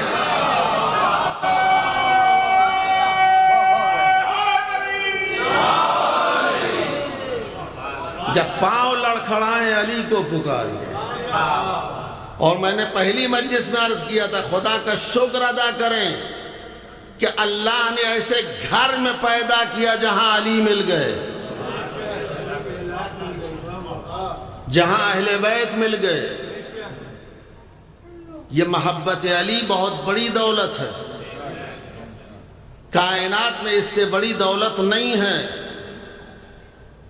یہ نعمت عظمیٰ ہے، یہ ہم نے کہیں سے چرایا نہیں ہے، نہ کسی سے چھینا ہے، یہ محبت اہل بیت عطاء پروردگار ہے۔ قرآن کہہ رہا ہے ذالک فضل اللہ یؤتیہ من یشاء، یہ فضل الہی ہے، یہ لطف خدا ہے، اللہ اسے دیتا ہے جس کو وہ چاہتا ہے، جسے چاہتا اسے دیتا ہے خدا۔ تو پروردگار نے دیا ہے، ہم نے لیا، تو دنیا ہم سے کیوں منہ پھلائے ہے؟ دنیا ہم سے کیوں لڑ رہی ہے؟ اگر لڑنے کا شوق ہے تو اس سے لڑو، جس نے تم کو محروم رکھا ہم کو دیا، اور تم تو خالص توحید کے قائل ہو، تم تو خانہ کعبہ کا پردہ پکڑ کے اللہ سے جھگڑا کر سکتے ہو، صرف اللہ اللہ، اس سے لڑو جس نے تم کو نہیں دیا۔ مسئلہ کیا ہے نا، جھگڑا ہم سے کیوں؟ اس نے دیا ہے، ہم نے لیا، ہم نے آپ سے چھینا تھوڑی ہے، آپ کی پراپرٹی تھوڑی لوٹی ہے ہم نے، اللہ نے دیا ہے یہ دولت، ہم نے لے لیا ہے۔ اس کا مطلب اللہ ہم کو اس قابل سمجھتا ہے کہ یہ نعمت دے، آپ اس سے لڑیے، لڑنے کا زیادہ شوق ہے تو اس سے لڑیے، لیکن مسئلہ ہے کہ اس سے لڑنے کے لیے یہاں سے جانا پڑے گا، دنیا چھوڑنی پڑے گی، اور آپ دنیا چھوڑنے کے لیے تیار نہیں ہیں۔ اور منبر کی قسم آپ ہم سے کہیے دنیا چھوڑنے کے لیے، ہم ایک سیکنڈ نہیں لگائیں گے چھوڑنے میں، ایک سیکنڈ نہیں لگے گا، ہم کو فوراً چلے جائیں گے دنیا سے، اس لیے کہ ہم کو معلوم ہے جس دن دنیا چھوڑیں گے، سفر کا پہلا زینہ جو ہمارا شروع ہوگا آخرت کا، وہیں سے علی کی ملاقات ہوگی، وہیں علی کا دیدار ہوگا۔ جب ہم کو معلوم ہے جس دن ہم دنیا چھوڑیں گے وہیں مولا کا دیدار ہوگا، اسے کہ مولا نے خود فرمایا یا حار حمدان من یمت یرنی، اے حارث حمدانی جو بھی مرتا ہے مجھے دیکھتا ہے۔ مومن ہوتا ہے تو خوش ہوتا ہوا جاتا ہے، کافر ہوتا ہے تو کفِ افسوس ملتا ہوا جاتا ہے۔ تو ہمیں اس دنیا کو چھوڑنے میں کوئی قباحت نہیں، ہم فوراً تیار ہیں، اس لیے کہ جہاں ہم دنیا چھوڑیں گے وہیں علی کا دیدار ہے۔ ملک الموت بعد میں آتا ہے، علی پہلے آتے ہیں، پنجتن پہلے آتے ہیں، اور بقول رضا سرسوی کے علی والوں کا مرنا بھی کوئی مرنے میں مرنا ہے، علی والوں کا مرنا بھی کوئی مرنے میں مرنا ہے، چلے اپنے مکان سے اور علی کے در پر جا بیٹھے۔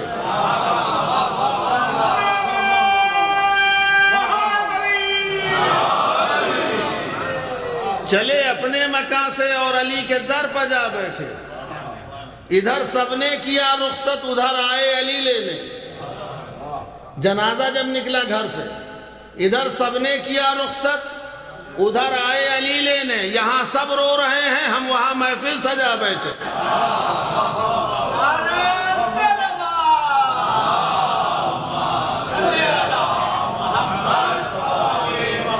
یہاں سب رو رہے ہیں، ہم وہاں محفل سجا بیٹھے۔ ابھی میں قبر میں لیٹا ہی تھا، ایک نور سا پھیلا، ابھی میں قبر میں لیٹا ہی تھا، ایک نور سا پھیلا، میری بالی پہ آ کر خود علی مرتضیٰ بیٹھے۔ ادب کے ساتھ میں نے سر رکھا مولا کے قدموں پر، کہا اٹھو سناؤ بوذر و سلمہ بھی آ بیٹھے، کہا اٹھو سناؤ بوذر و سلمہ بھی آ بیٹھے۔ علی کے ذکر کی محفل سجی شہر خاموشہ میں، علی کے ذکر کی محفل سجی شہر خاموشہ میں، تھے جتنے با وفا وہ سب کے سب محفل میں آ بیٹھے، کہ جتنے باوفا وہ سب کے سب محفل میں آ بیٹھے. علم عباس کا آیا زیارت کو ملک اٹھے. علم عباس کا آیا زیارت کو ملک اٹھے. علم کے سائے میں جتنے تھے ماتمدار آ بیٹھے.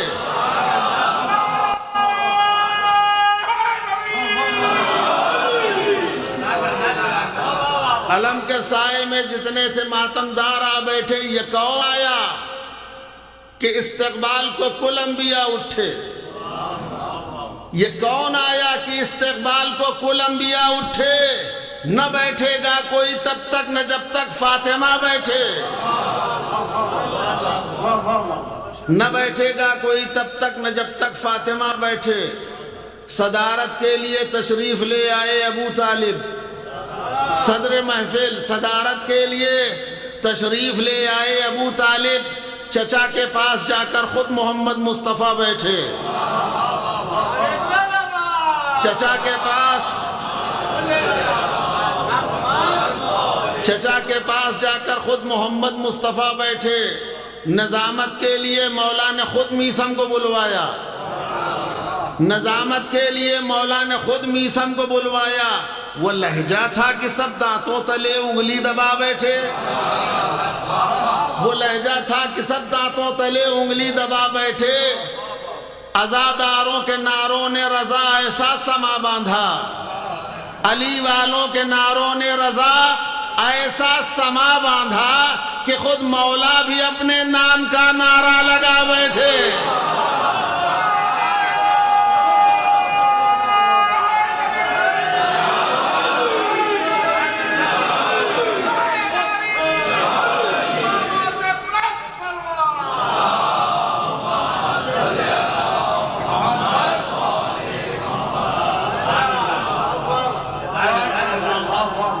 تو ہمیں موت سے گھبراہٹ نہیں ہے، ڈر نہیں ہے.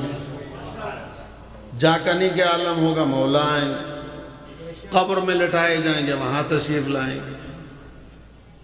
میدان محشر میں جائیں گے وہاں. پل صراط پہ جائیں گے وہاں. ہر جگہ تو ملیں گے ہمارے بچانے والے ہیں. اب آپ اپنی فکر کیجیے. اسی کا آپ کے پاس صرف خدا ہی ہے. اور اگر خدا ہی آپ سے ناراض ہو گیا تو کون بچائے گا؟ ہمارے پاس اگر اللہ ہم سے ناراض ہو گیا تو یہاں 14 ہیں. ان سے کچھ کمی ملے گی شہدائے کربلا ہیں. وہاں کچھ کم بیسی ہوگی تو اسرائے کربلا ہے. تو ہمارے یہاں شفاعت کے لیے تو پوری لائن لگی ہوئی ہے. خدا کا شکر ہے اللہ نے ایسے گھر میں پیدا کیا جہاں اہل بیت میں. اللہ اکبر. موت عجیب ہے. 13 سال کے بچے سے پوچھا مولا نے کیف الموت عندک یا بنیا، میرے لال تمہارے نزدیک موت کیسی ہے؟ 13 سال کے کم سن قاسم نے جواب دیا احلا من العسل. چچا شہد سے زیادہ شیریں. شہد سے زیادہ شیریں. کبھی موقع ملا تو عرض کروں گا کیوں شہد سے تشبیہ دیا ہے. شہد سے زیادہ شیریں. اللہ اکبر. روایتیں عجیب ہیں عزیزوں. کربلا کا میدان میں کچھ اور پڑھنا چاہ رہا تھا مسائل، لیکن مرثیہ جناب علی اکبر کا پڑھا گیا.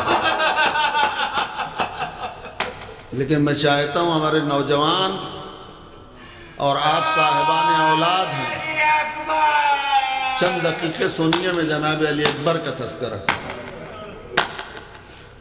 اللہ آپ کے جوانوں کو علی اکبر کے صدقے میں سلامت رکھے.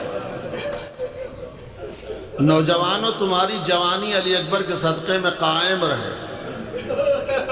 لیکن کربلا میں حسین کا کڑیل جوان باپ کی نظروں کے سامنے ایڑیاں رگڑ رہا تھا. ایک مرتبہ جب علی اکبر آئے ہیں ہاتھوں کو جوڑا ہے بابا مجھے مرنے کی اجازت دو. امام حسین نے سینے سے لگایا. کافی دیر تک روئے. اجازت تو دیا، لیکن جب علی اکبر جانے لگے تو امام حسین نے اپنے ہاتھوں کو اٹھایا، آسمان کو دیکھا، فرمایا اللہم اشہد ہؤلاء القوم قد برز الیہم غلام اشبہ الناس خلقا ومنطقا برسولک۔ پروردگار تو گواہ رہنا، اب میں اپنے اس بیٹے کو ان دشمنوں کے سامنے بھیج رہا جو صورت و سیرت و رفتار و گفتار میں تیرے نبی کا مشابہ تھا۔ پروردگار جب مجھے نانا یاد آتے تھے تو علی اکبر کا چہرہ دیکھ لیا کرتا تھا۔ علی اکبر کو رخصت کیا۔ روایت کہتی ہے، عزیزو سناؤں آپ کو، امام حسین سے جتنے شہید رخصت ہو کے گئے ہیں سب کو در خیمہ پر سے رخصت کیا ہے حسین نے۔ کسی شہید کے پیچھے پیچھے حسین نہیں گئے ہیں، واحد شہید ہے علی اکبر۔ اجازت دینے کے بعد، رخصت کرنے کے بعد حسین علی اکبر کے گھوڑے کے پیچھے پیچھے چل رہے ہیں۔ ارباب مقاتل کہتے جیسے جیسے علی اکبر کے گھوڑے کی رفتار بڑھتی، حسین کے دوڑنے کی رفتار بڑھتی۔ ایک منزل وہ آئی جہاں علی اکبر کے کان میں کسی کے گرنے کی آہٹ محسوس ہوئی۔ لجام فرس کو کھینچا، علی اکبر نے گھوڑے کو روکا، اب پیچھے مڑ کے دیکھا تو کوئی اور نہیں گرا، 57 سال کا بوڑھا باپ حسین زمین کربلا پر ٹھوکریں کھا کے گرا ہے۔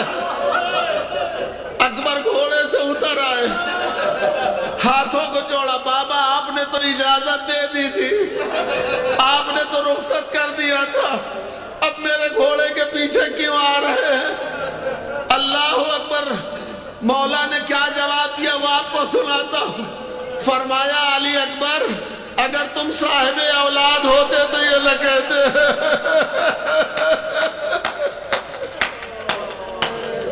بیٹا اگر تم صاحب اولاد ہوتے تو ایسا نہ کہتے۔ اور اس کے بعد ایک جملہ فرمایا، اے میرے لال علی اکبر ذرا اپنا ہاتھ لاؤ میرے سینے پر رکھو، دیکھو میرا کلیجہ سلگ رہا ہے۔ ارے جس کا جوان بیٹا مرنے کو جائے وہ ضعیف باپ کیسے برداشت کر سکتا ہے؟ علی اکبر نے کہا بابا آپ وعدہ کیجئے آپ میرے گھوڑے کے پیچھے نہیں آئے۔ حسین نے وعدہ تو کر لیا، لیکن حسین نے ایک شرط رکھی، علی اکبر اس شرط پر میں تمہارے گھوڑے کے پیچھے نہیں آؤں گا، وعدہ کرو جب تک ہمارا تمہارا سامنا رہے مڑ مڑ کے اپنی صورت دکھاتے رہنا۔ اکبر نے وعدہ کیا، عزیزو جہاں تک سامنا تھا علی اکبر بار بار مڑ مڑ کے اپنی صورت دکھاتے تھے، مگر ایک منزل وہ آئی جہاں علی اکبر نگاہوں سے اوجھل ہو گئے۔ اللہ اکبر۔ حسین کلیجہ تھام کے واپس در خیمہ پہ کھڑے ہیں، ایک بلندی پہ کھڑے ہو کر کے علی اکبر کی جنگ کا نظارہ کر رہے ہیں۔ حسین کی نگاہ علی اکبر پر ہے۔ مولا نے محسوس کیا خیمے کا پردہ پکڑے ہوئے کوئی بی بی کھڑی ہے، مڑ کے دیکھا لیلا کھڑی ہے۔ لیلا کیا بات ہے، یہاں کیوں کھڑی ہو؟ فرمایا آقا میں عورت ہوں، میدان تو نہیں جا سکتی، میرا لال کڑیل جوان میدان میں گیا ہے، آپ کی نگاہ علی اکبر پر ہے، میں نے آپ کے چہرے کو اپنا آئینہ بنایا ہے، اگر میرے بیٹے پہ کوئی مصیبت آئے گی تو باپ کے چہرے کا رنگ ضرور بدلے گا۔ اے فاطمہ کے لال بتاؤ میرے لال کی خیر تو ہے؟ حسین نے کہا لیلا خیمے میں جاؤ، علی اکبر کی سلامتی کے لیے دعا کرو۔ ایک پہلوان علی اکبر کے مقابل میں آیا ہے، لیکن وہ شکم سیر ہے، تیرا لال بھوکا پیاسا ہے۔ لیلا نے دعا کی، دعا قبول ہوئی، علی اکبر واپس آئے۔ سنو عزیزو کلیجہ چھلنی ہو جاتا ہے۔ علی اکبر جب واپس آئے ہیں تو روایت کہتی ہے امام حسین سے ایک سوال کیا، یا ابت العطش قد قتلنی، بابا پیاس مارے ڈال رہی ہے، بابا اگر تھوڑا سا پانی مل جائے تو ان دشمنوں کو بتاؤں علی کا پوتا کیسے لڑتا ہے۔ اس عالم میں جب حسین سے پانی کا سوال کیا، اللہ نے حسین کی غربت مدینے کا رخ کیا، آواز دی نانا، آپ کا نواسا اتنا غریب، جوان بیٹے کی آخری خواہش پوری نہ کر سکا۔ میں ساری تفصیلات چھوڑ رہا ہوں عزیزو، دوبارہ رخصت کیا علی اکبر کو، علی اکبر دوبارہ میدان میں آئے، عجیب رنگ کی عجیب جنگ کی ہے جناب علی اکبر نے، لیکن 3 دن کا بھوکا پیاسا کتنی دیر لڑے گا؟ ظالموں نے چاروں طرف سے گھیرا، علی اکبر کو زخمی کر کے زمین پر گرایا، گھوڑے سے نیچے آتے آتے علی اکبر نے آواز دی، بابا میرا سلام، بابا میرا آخری سلام قبول کرو۔ علی اکبر کی آواز آئی، حسین کی آنکھوں کی بینائی چلی گئی، حسین کو سجھائی نہیں دے رہا ہے، دوڑے باپ بیٹے کی آواز پر، مگر کئی مقام پر ٹھوکر کھا کے زمین پر گرے، آواز دیتے تھے، بیٹا علی اکبر آواز دو، ولدی علی اکبر ادرکم اللہ۔ آواز کے سہارے حسین اپنے بیٹے کے قریب پہنچے۔ اللہ کسی باپ کو یہ منظر نہ دکھائے جو حسین نے دیکھا، اللہ کسی باپ کو یہ منظر نہ دکھائے جو حسین نے دیکھا۔ حسین کی نگاہوں کے سامنے جوان بیٹا زمین پر ایڑیاں رگڑ رہا ہے، ایڑیاں رگڑ رہا ہے۔ حسین حسرت و یاد سے علی اکبر کا چہرہ دیکھ رہے ہیں۔ روایت کہتی ہے ایک مرتبہ علی اکبر نے انگڑائی لی، آخری ہچکی جب علی اکبر کی آئی، روح نکل گئی، حسین تڑپنے لگے، لاشے سے لپٹ کے آواز دی، ولدی علی الدنیا بعدک العطا، اے میرے لال تیرے بعد زندگانی دنیا پر خاک ہے، بیٹا تیرے بعد زندگانی دنیا پر خاک ہے، جینے کا مزہ نہ رہا۔ عزیزو بس یہ روایت سن لو بس۔ اب حسین کا عجیب امتحان ہے، ہر باپ ٹھہریے، ہر باپ کی تمنا ہے کہ میرا انتقال ہو تو ہماری اولاد ہمارے مرنے وقت رہے، ہر باپ چاہتا کہ ہمارا جنازہ ہماری اولاد اٹھائے، لیکن اللہ نے حسین کی مظلومی، جوان بیٹے کا لاشا ہے، حسین کی مظلومی ہے، 57 سال کی عمر ہے، حسین لاشا اٹھانا چاہتے ہیں۔ اللہ اکبر، جھکے حسین، ایک ہاتھ علی اکبر کے گردن کے نیچے ڈالا، دوسرا ہاتھ پیروں کے نیچے ڈالا، جھک کر کے لاشا اٹھانا چاہتے ہیں۔ میر انیس نے بیعت کہی، میر انیس بیعت کہتے ہیں، حسین نے کہا ماں باپ کے جینے کا مزہ لے گئے بیٹا، ماں باپ کے جینے کا مزہ لے گئے بیٹا، عہدہ جو تمہارا تھا ہمیں دے گئے بیٹا، لاشا اٹھانا چاہا اٹھا نہ سکے، زمین پر رکھا، بچوں کو آواز دی، بچوں آؤ اکبر کی میت اٹھانے میں مدد کرو۔ بچوں کے سہارے علی اکبر کا لاشا خیمے میں لے آئے۔ اللہ اکبر، سنو عزیزو بس آخری روایت، بچوں کے سہارے حسین اکبر کا لاشا خیمے میں لائے۔ جیسے ہی لاشا خیمے میں آیا، سیدانیوں نے سر و سینہ پیٹا، واہ علی اکبرہ، واہ مظلومہ کے نعرے بلند ہوئے، بیویاں سر پچھاڑے کھا رہی ہیں، ماتم کر رہی ہیں۔ جناب زینب نے دیکھا ساری بیویاں اکبر کے جنازے پہ ہیں، مگر لیلہ دکھائی نہیں دے رہی ہے۔ لیلہ کو تلاش کرنے لگی زینب، اس خیمے میں گئی لیلہ نہ ملی، اس خیمے میں گئی لیلہ نہ ملی۔ ایک مرتبہ زینب نے خیمے میں قدم رکھا، کیا دیکھا؟ لیلہ خیمے کے اندر ٹہل رہی ہے۔ پوچھا لیلہ علی اکبر آیا ہے، ملنے نہ چلو گی؟ سنو گے عزیزو، لیلہ نے جواب دیا، بی بی میں کافی دیر سے باہر نکلنے کا راستہ ڈھونڈ رہی ہوں، میری آنکھوں سے کچھ سجائی نہیں دیتا۔ زینب نے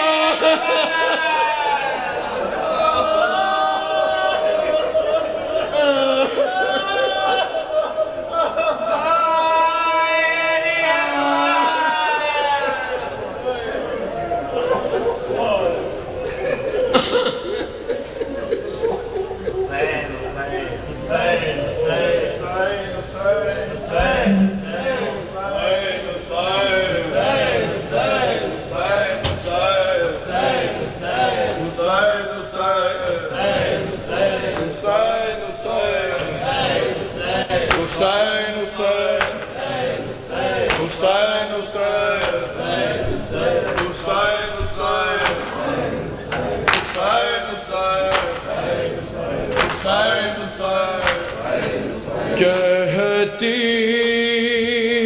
تھی یہ ماں خون بھری میت سے لپٹ کر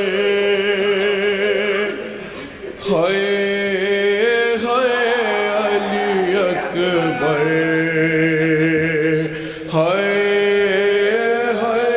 علی اکبر علی اکبر کہتی تھی اے ماں خون بھری میت سے لپٹ کر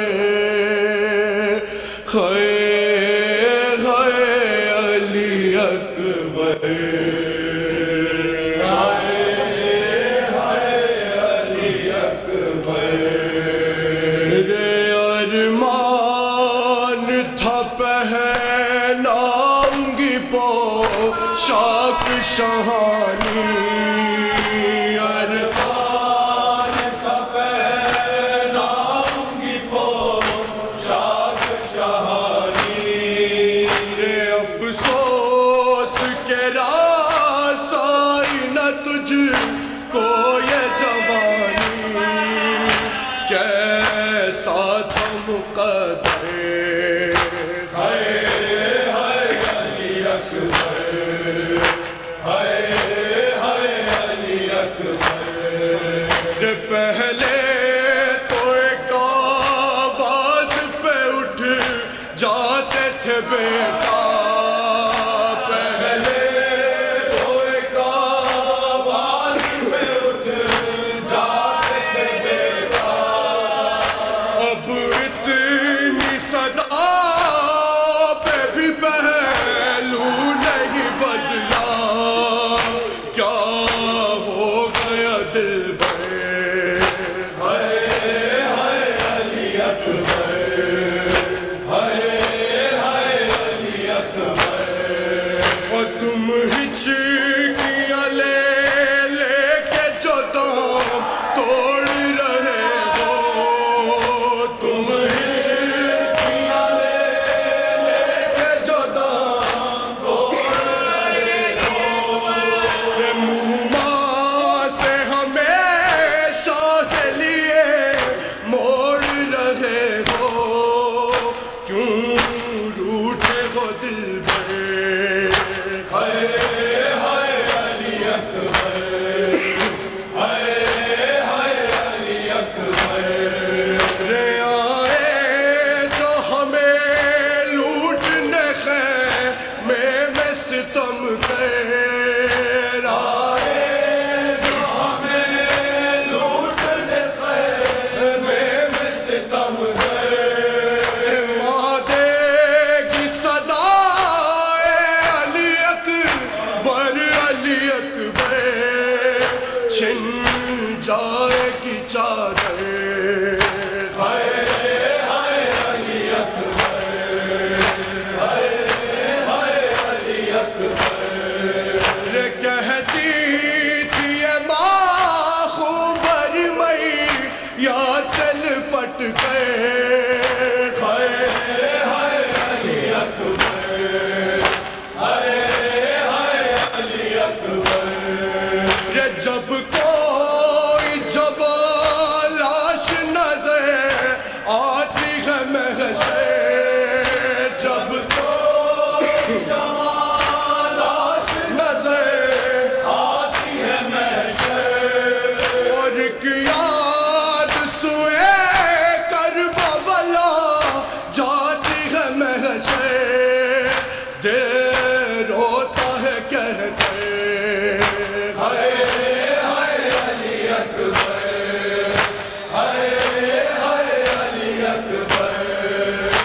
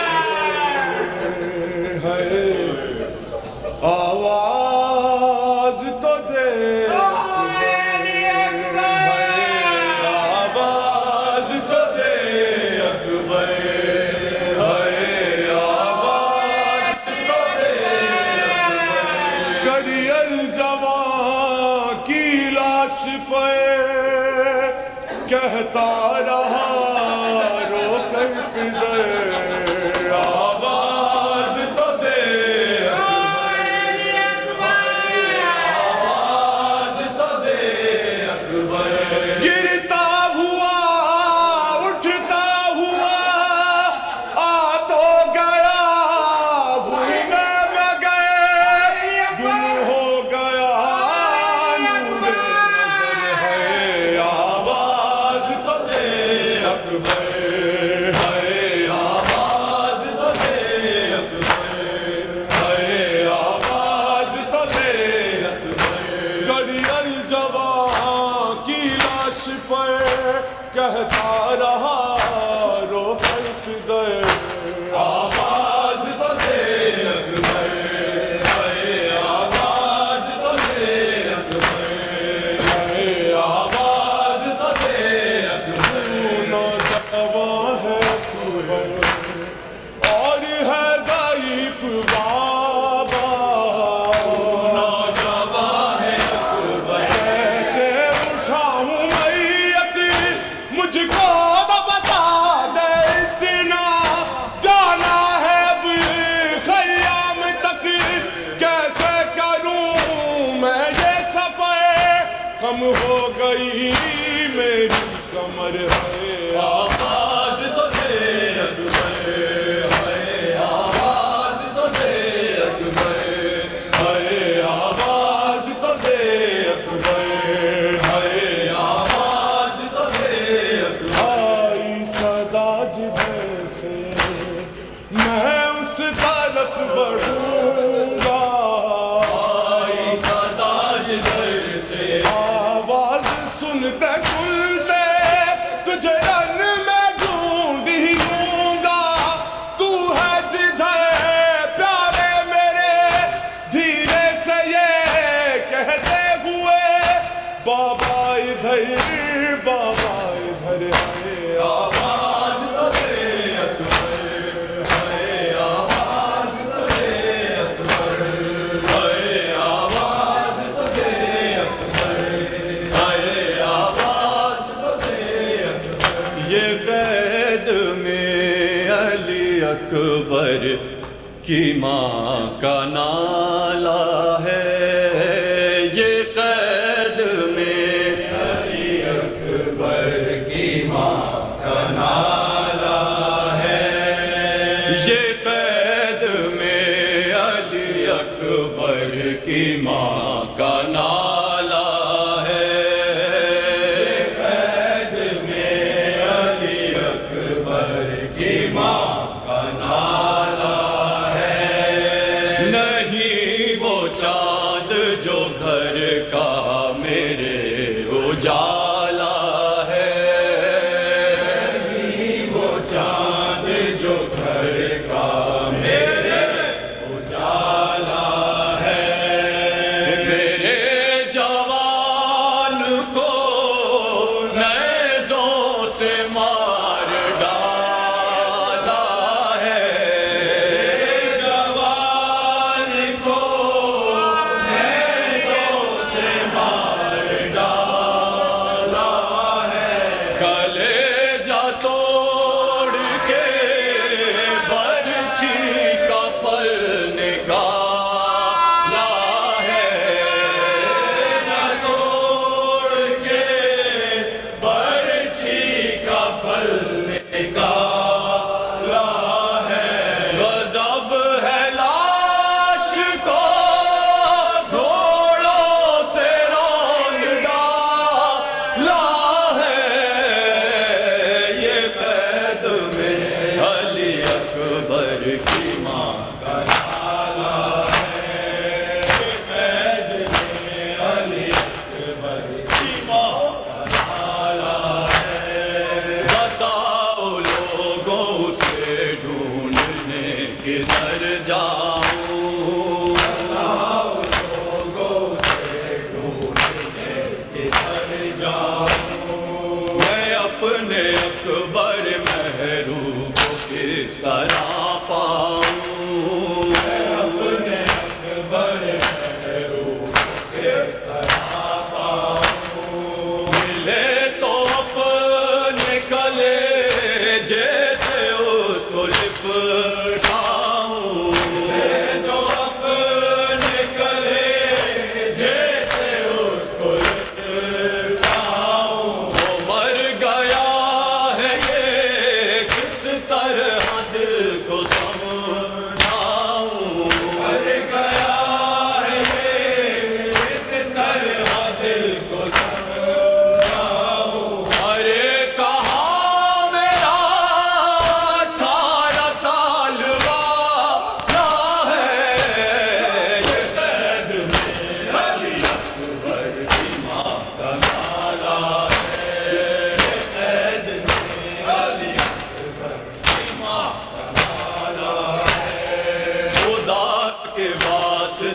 اکرم سے آؤ اے اکبر کے واسطے اکرم سے آؤ اے اکبر نہیں ستاتے ہیں آ کر بچاؤ اے